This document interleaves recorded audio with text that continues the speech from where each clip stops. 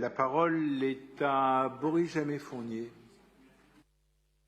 Merci beaucoup, Monsieur le maire. Alors, comme souvent, je vais m'inscrire dans les traces formées par notre collègue, parce que je suis tout à fait d'accord avec lui. Évidemment, le Welcome City Lab, c'est d'abord le premier incubateur au monde dédié au tourisme. Ça fait bientôt 10 ans qu'il a été créé.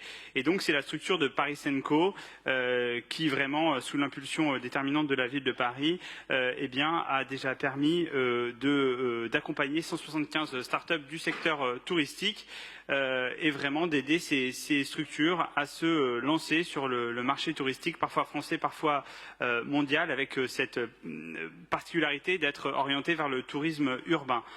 Ce Welcome City Lab s'est vraiment rapidement imposé comme une référence à la fois nationale mais aussi internationale dans l'innovation touristique et l'accompagnement de start-up, et véritablement il contribue à l'image de marque de Paris en tant que capitale mondiale du tourisme et de l'innovation.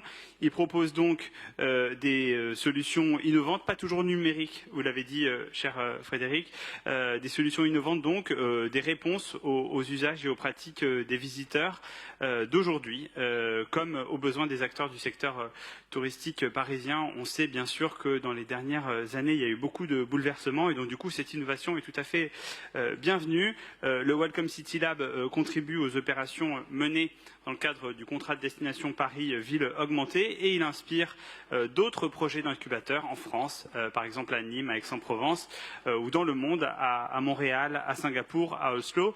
Vous disiez, cher Patrick, qu'en matière scolaire, en matière déontologique, la ville de Paris était un exemple. Et bien c'est aussi le cas en matière d'innovation, comme nous le démontre le Welcome City Lab. Le comité de pilotage du Welcome City Lab, il rassemble aujourd'hui 12 partenaires. On a 3 groupes du privé du tourisme, comme le groupe ADP, 8 acteurs institutionnels et BPI France.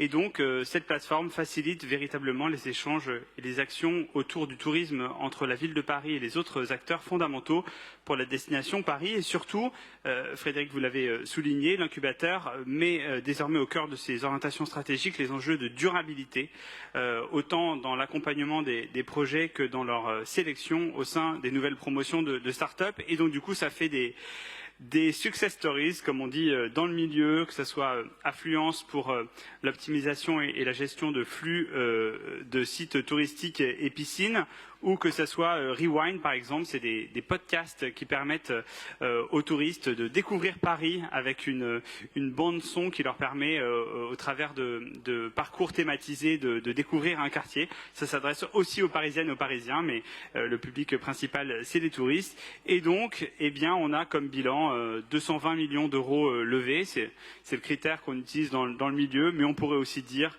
175 startups incubées, 250 candidatures de startups reçues chaque année. Donc c'est la preuve du succès du Welcome City Lab. 1500 emplois créés.